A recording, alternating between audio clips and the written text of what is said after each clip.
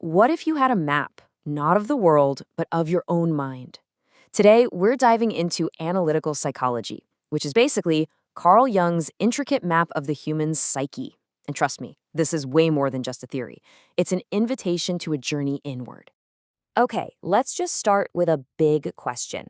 Who are you really? I mean, not the person on your resume or the one you are at holiday dinners, but the person underneath all of that.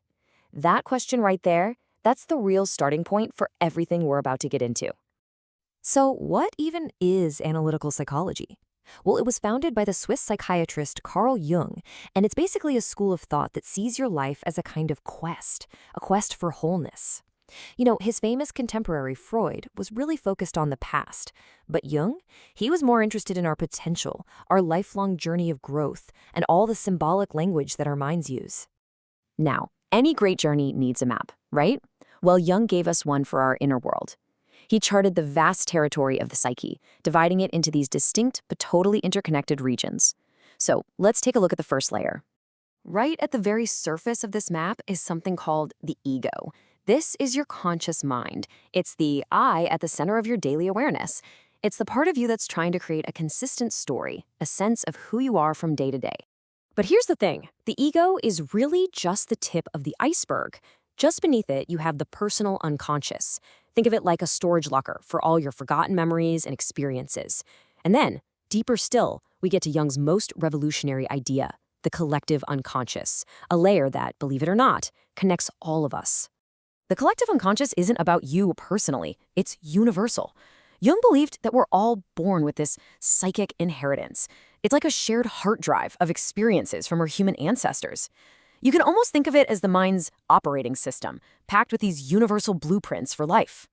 So, what exactly are these blueprints?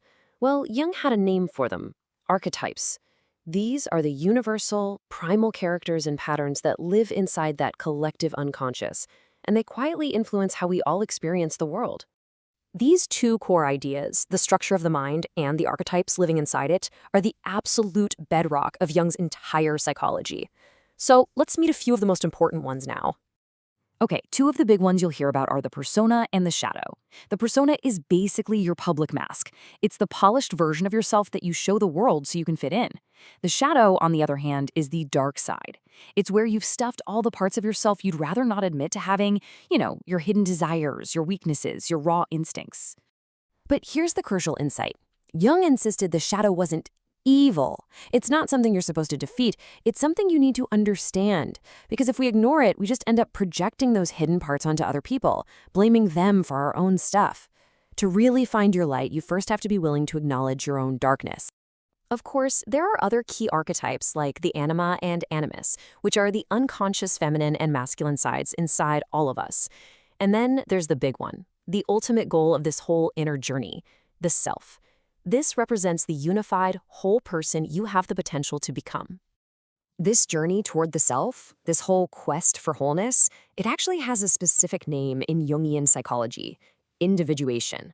And really, it's the central goal of the entire process. So what in the world is individuation? It's this lifelong, transformative process of bringing the unconscious parts of your mind into your conscious awareness.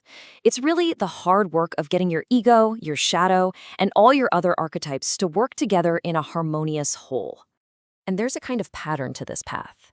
It all starts with having the courage to face your shadow. From there, the work is to understand and integrate all those inner archetypes, building a bridge between your conscious and unconscious minds. And the final goal, of course, is to become a more authentic and whole self.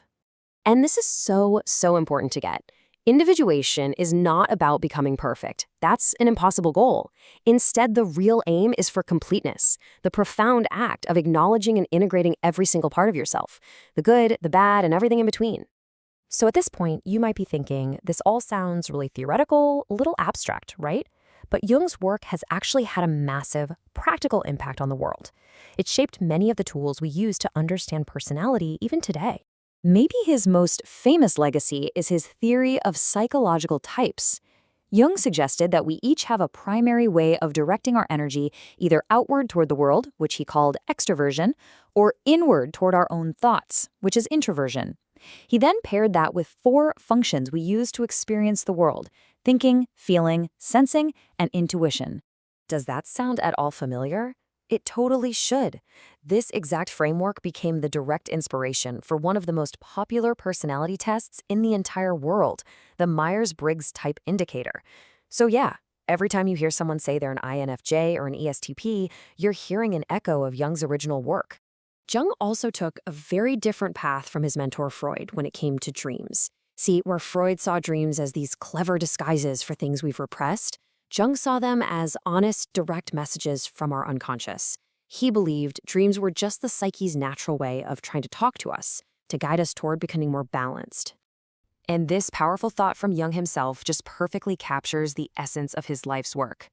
The journey he maps out for us isn't about exploring the outside world, it's about an inner awakening. Which leaves us with one final question. Are you ready to look inside?